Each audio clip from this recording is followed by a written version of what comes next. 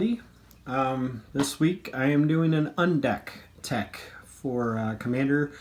So it's currently not legal in Commander to play silver border cards. However, if you do go to the rules site, there are... that's more like for official events. If you can get your play group to accept this, then you can go ahead and play it. So I just wanted to show off this deck because it's a lot of fun.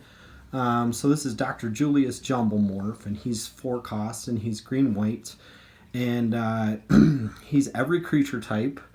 And then whenever a host enters the battlefield under your control, you may search your library and or graveyard for a card with augment and combine it with the host. If you search your library this way, shuffle it.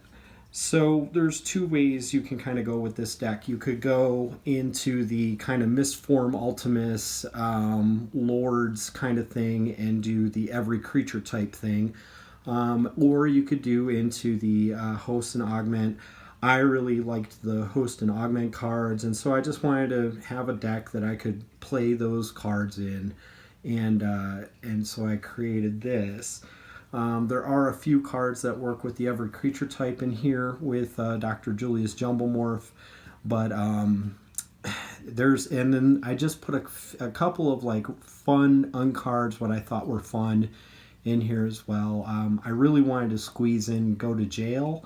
But I found when I played it, it was usually on a commander, or people would just use one of the removal spells for an enchantment and get it out of play. So they weren't really rolling the dice for it. But anyway, let's get into the deck. So he's a 4/4, and again, he's every creature type. He's just legendary creature, which I think is awesome. But all right, okay, here we go. So we have 11 forests. And these are the unset forests here, so good job, John Avon, with the art there. And we have 11 plains, same artist, and from this sunset. There you go. All right, and then here we go. All right, so Evolving Wilds, we can just crack this to go and find what we need, basic land-wise. Terramorphic Expanse, same idea. Command Tower. It'll let us any color. Temple to Plenty is a little bit of scry for us. Canopy Vista. If I have two or more basic lands, then it's going to come in untapped. And then Sunpetal Grove. Good. All right, and Scattered Groves. So this could be card draw. If I draw it later in the game, I could just cycle it. That's good. And then we have Grey Pelt Refuge. So we can gain 1 life when this enters the battlefield. It comes in tap though. Same with Blossoming Sands here. And then we have Seraph Sanctuary. So we get 1 life when it enters the battlefield, and then whenever an angel enters the battlefield under your control, you gain 1 life. And Radiant Fountain comes in untapped, and I gain 2 life when it comes in. So here's some deck tech for Dr. Julius Jumblemorph here.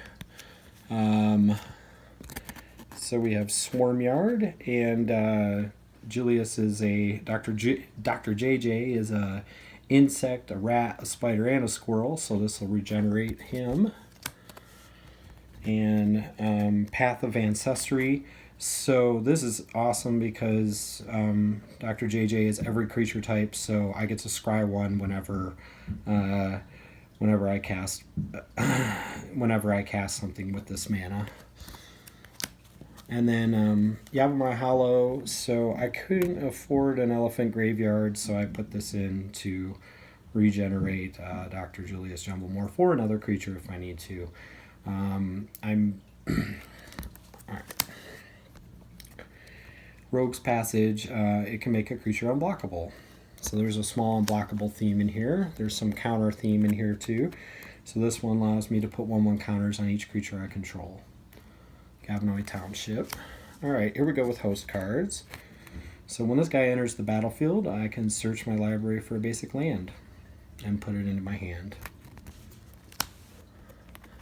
Angelic Rocket, I can destroy target non-land permanent. That's removal. Token generation here with the Gnome-Made engine. I can make a 1/1 colorless gnome artifact creature token.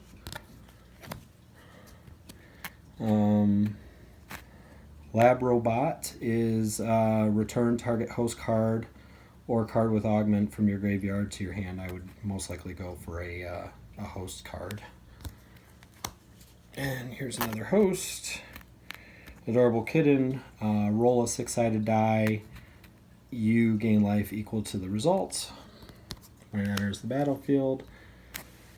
Mother Kangaroo, roll a 6-sided die. Put a number of 1/1 counters on this creature equal to the result. So you can just make a big creature.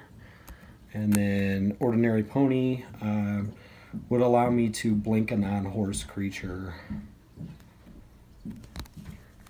All right, and then here we go with our augment cards. So basically the way these work, if you haven't seen it yet, is you can line these up so you can say, all right, this is a steam-powered pony, so I can pay 5 down here, and you may exile target non-horse creature you control, then return to the battlefield. So these augment cards are a lot of fun. You can go a lot of different ways with the deck. It's pretty flexible. And then it adds +0/+4 to the creature's power and toughness down here. So these are, I would equate these kind of similar to an enchantment card or like an aura card that you put on a creature. But the thing is they're permanent. They actually become part of that creature. So if you were to blink it in and out of play after that, it's going to come back as the whole thing. So here we go. So we got Monkey. So whenever a non-token creature you control dies. We have Half-Squirrel. So whenever a non-token creature enters the battlefield. So it's just a bunch of things that allow a triggered ability to trigger here. And then we have Humming. So whenever you attack with 2 or more creatures. At the beginning of each end step, if an artifact entered the battlefield under your control this turn, so that's Robo. Serpentine, which is a really good one here, whenever a land enters the battlefield under your control. And then we have Half-Kitten, half, and whenever you're dealt damage. And we have Multi-Headed. So multi-headed at the beginning of each end step if you rolled a die this turn. Okay, so I'm going to go ahead and finish up with my uncards real quick. So we've got Bingo. So this is literally like a bingo board here. So he comes in as a 1/1, but whenever a player plays a spell, we put a chip counter on its converted mana cost. So you see these are the converted mana costs here. So this is where you would put the chip counters. You'd lay this guy down. Well, I can't really see it there. But you would lay the card down and then you put a marker on these different numbers. And then if you get 3 in a row in any direction, it gives him +9/+9. So the biggest that I've got in this guy before he got removed was, what was it? He was a 37/37, and then somebody removed him. He has swung for 19/19 in a game. So this is just kind of a fun thing for people to kind of watch unfold. My first tome, so I have some, so this one says, say the flavor text on a card in your hand, target opponent guesses that card's name. You may reveal that card. If you do and your opponent guesses wrong, draw a card. So I have a lot of flavor text kind of cards in here. And so I can read cards and draw cards with the stuff on there. So I thought that was fun. This here, as Ineffable Blessing enters the battlefield, choose Flavorful or Bland.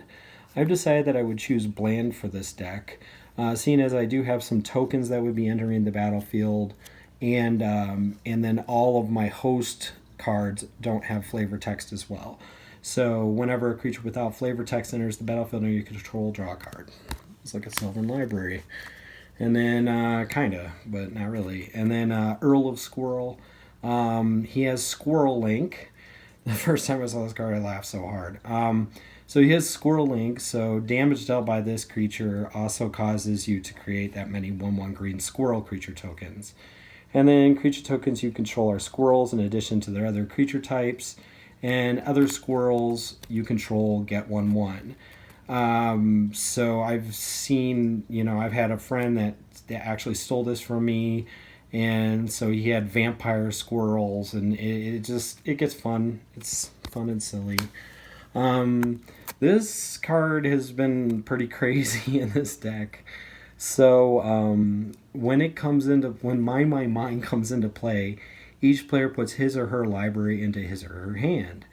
So you get your whole library into your hand, and then you don't discard and you don't draw cards, and you can't lose by drawing cards.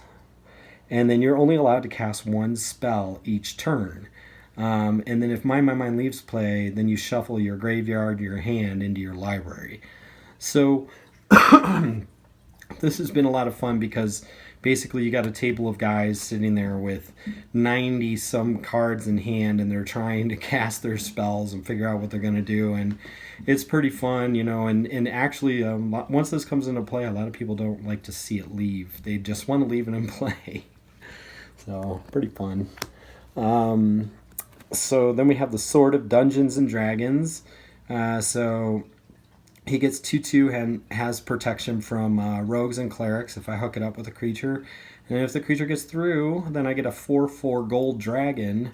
And then I get to roll a d20. If I land on 20, I get to get another gold dragon and do it again. So I have yet to get a second gold dragon, but this is a nice throw to Dungeons and Dragons, the game. So, all right, here we go. All right, so back into the Black Order cards. Let's get all serious again. Rich Cards Expertise. So we get to draw cards equal to the greatest power among creatures you control. Probably 4 cards with Dr. JJ out in play. And then I can, and then this also lets me, of the cards that I draw, I can cast a card with converted mana cost 5 or less from my hand without paying its mana cost when I cast that. Alright, Sylvan Library, just some card draw. Mindstone, ramp card draw. Mindless Automaton. So I figured this was kind of looking like a uncard here. But the big thing is like what I'm finding a lot is that I would end up with augment cards just sitting in my hand. And so I wanted a way to discard those augment cards into my graveyard so that I can use Dr. Julius Jumblemorph's ability. And then I can remove 2 1/1 counters from Mindless Automaton and draw a card. So it's card draw, Solemn Simulacrum, yep, Soul Ring, Signet, Traverse the Outlands is great ramp spell from the newest commander set here. So wonderful ramp spell to get land into play. I really love these this card here. So I can search for a land and put it onto the battlefield tapped. Or if I don't need land anymore, I can just cycle it and go ahead and draw a card. So I'm really loving this card for additions into my green decks. Nissa Vital Force. So this is, I guess, a land ramp / make a creature. It's recursion, and then it also could turn into card draw with the -6, which is pretty easy to get there because she's already at 5 loyalty. And here's some recursions. So Green and Marasa. It allows me to get a card back from my graveyard when it enters the battlefield, and then when it's put into the graveyard, I can exile it to get another one. Amiria Shepherd, more good recursion. If I put a plains into play, then I get I can get the creature directly out of the battlefield. Seasons Past. I've got all these cards with different mana costs, so I figured this was a great recursion spell where I could just get a bunch of stuff if I needed to. Sun Titan, recursion for permanents with 3 converted mana cost or less, so I could get land if I wanted to, or whatever it is I want to get. Ewit, recursion. Alright, removal, we got Path to Exile, which is kind of funny with the Mine My Mine because they don't even get the land, because they have to search their library, but they don't have a library. Swords to Plowshares. Cast Out, this is another new card that is just really, really wonderful. It's got Flash, and it's basically Oblivion Ring with Flash. But if you don't need to remove anything from play, you can cycle it to draw a card. So it's really, really flexible. Really love it. Forsake the Worldly, this is another cycling. Maybe there's not an artifact or an enchantment that I need to remove, so I can just cycle it to draw a card. This is Settle the Wreckage. I believe that's Chinese, but this is Settle the Wreckage, so exile all attacking creatures, and then that player gets to go into their library and find lands, basic lands for each creature that was removed that way. If they don't have a library with Mine My Mine, then it's just exile attacking creatures. That's how it reads. And it's an instant. Tragic Arrogance. So I ended up in like a combo wombo kind of a game. Well, a few games in a row with a guy, and he was playing combos, and I wanted to be able to choose what he had on the battlefield, so I threw Tragic Arrogance in here to just to make the removal a little bit better. Authority of the Councils. It just slows down your opponents, and then whenever a creature enters the battlefield under their control, you gain a life. So that slow life gain grind that's kind of going on in this deck. Ghostly Prison just slows down the game, gives you a little more protection. Heroic Intervention, amazing card that gives your permanents indestructible and hexproof until the end of the turn for 2.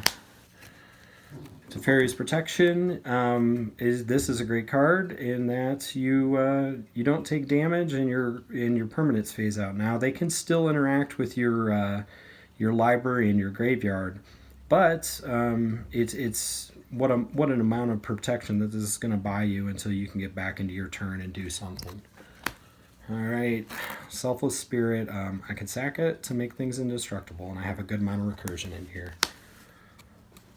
Sigarda, Heroine's Grace. So you and humans you control have hexproof. Well, Julius Jumblemorph is a human, and then there are several other humans in here. And then I can exile a card to make a 1/1 white soldier. So it's a nice little token generation too. Alpha Status lines up with Dr. Julius Jumblemorph. He gets +2/+2 for every creature on the battlefield because he's every creature type. Craterhoof Behemoth, just make a bunch of guys that can slam into people and do stuff. Archangel of Thune, here's some lifelink, and then I can put counters on my creatures. Forgotten Ancient, so I can move counters around on guys. It seems pretty good. Sunscorched Region, that's that slow life gain, so whenever an opponent casts a spell, I get to put a 1/1 counter on Sunscorched Region, and then I gain a life. So it's that slow life gain, and then this thing is just getting bigger and bigger, and it has flying, so it already has evasion. Crested Sunmare. So Julius Jumblemorph is he's a horse, so he's indestructible, and at the beginning of each end step, if you gain life this turn, create a 5/5 white horse creature token. So we've got a lot of this little incremental life gain going on. Avenger of Zendikar is just making tokens and then making those tokens huge. Luminarch Ascension, just a nice way to make some flyers. I was finding that I was a little bit light on the protection from flying creatures, so I went ahead and threw Luminarch's Ascension in here. Whisper Silk Cloak is Shroud and Unblockable. Champion Lambhold, with something like Forgotten Ancient, this could get pretty big pretty quick and make all my stuff unblockable, so that's evasion. Key to the City. This is again would allow me to discard a augment card and make one of my creatures unblockable, and then when it untaps I could pay 2 to draw a card. Glaring Spotlight, It allows me to target things that I normally wouldn't be able to target, and then I can sacrifice it to give all my creatures hexproof and unblockable until the end of the turn. And Mirage Mirror is just a really flexible card. Like I could copy Glaring Spotlight and then sack this Glaring Spotlight to give them unblockable for a turn, and then the next turn I could use this Glaring Spotlight, but I could also use it for creatures and champs or whatever. So anyway, that's my Un-Deck. I haven't found anybody that would not let me play this deck yet. Like they're all really interested and they love the deck idea. And I haven't put anything super broken. You know, everybody has a pretty fair chance to go ahead and win. And then they just get to see some out of the ordinary stuff. So anyway, I would recommend that you talk to your play groups and maybe build some uncommanders. And this one is perfect because it's not broken enough where people won't want to play against it. So anyway, thank you very much. I will be back next week, and I think that I am going into Golgari next week. Or no, I'm sorry, Gruul. We'll be going into Gruul next week. So it'll be red-green, and I will be doing Ruik Thar.